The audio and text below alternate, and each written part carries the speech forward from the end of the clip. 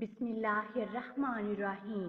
सहीहुल बुखारी हदीस नंबर 476।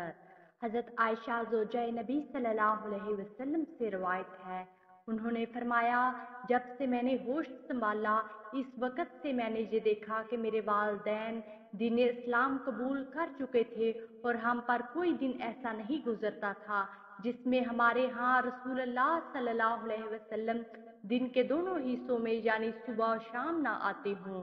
फिर हजरत अबू बकर सदीक रजी अल्लाह अन्हु के दिल में एक बात आई और उन्होंने अपने घर के सामने एक खुली जगह में मस्जिद बना ली जिसमें वो नमाज पढ़ते और कुरान करीम की तिलावत करते थे। मुशरिकीन के बच्चे और औरतें आते जाते इनके पास खड़े हो जाते। वो हजरत अबू बकर की हालत पर तज्जुब करते और उन्हें गौर से देखते।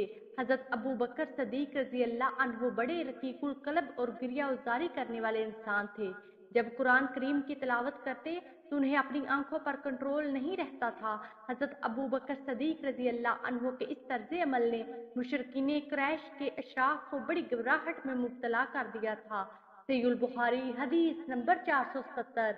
हजरत अबू हुरैरा रजी अल्लाह अन्हु से रवायत है, वो नबी सल्लल्लाहु अलैहि वसल्लम से बयान करते हैं, आपने फरमाया, नमाज बाजमात घर और बाजार की नमाज से 25 दर्जे ज्यादा फजीलत रखती है, इसलिए कि जब कोई शख्स अच्छी तरह वजू करे और मस्जिद में नमाज ही के इरादे से आए तो मस्जिद में पहुंचने तक जो कदम उठाता है इस पर अल्लाह ताला एक दर्जा बुलंद करता है और इसका एक गुनाह मिटा देता है। और जब वो मस्जिद में पहुंच जाता है तो जब तक नमाज के लिए वहां रहता है उसे बराबर नमाज का सवाब मिलता रहता है। और जब तक वो अपने इस मकाम में रहे जहां नमाज पढ़ता है तो फरिश्ते इसके लिए यूं दुआ करते हैं, ऐ अल्लाह उसे माफ कर दे, ऐ अल्लाह इस पर रहम फरमा, बशर्ते ये कि हुआ हर्ज करके दूसरों को तकलीफ ना दे। सहीहुल बुखारी हदीस नंबर 478।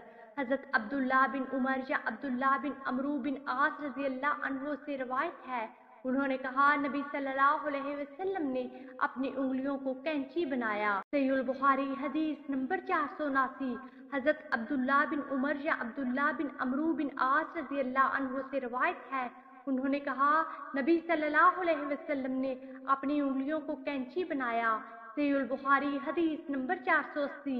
हजरत आसम बिन मोहम्मद कहते हैं, मैंने ये हदीस अपने वालिद मोहम्मद बिन जैद से सुनी, फिर वो मुझे याद ना रही तो मेरे भाई वाकद बिन मोहम्मद ने उसे अपने वालिद से ठीक ठीक और सही तरीके पर बयान किया। उन्होंने कहा, हजरत अब्दुल्ला बिन अमरू बिन आस रजी अल्लाह अन्हु ने बयान किया, रसूलुल्लाह सल्लल्लाहु अलैहि वसल्लम ने फरमाया, ए अब्दुल्ला बिन अमरू, इस वक्त तेरा क्या हाल होगा जब तू कूड़े क्रिकेट जैसे लोगों के दरमियान बाकी रह जाएगा। वीडियो को लाइक कीजिए, ज्यादा से ज्यादा शेयर करें और हमारे हदीस प्रूफ चैनल को सब्सक्राइब करें। जज़ाकमुल्लाह खैरा।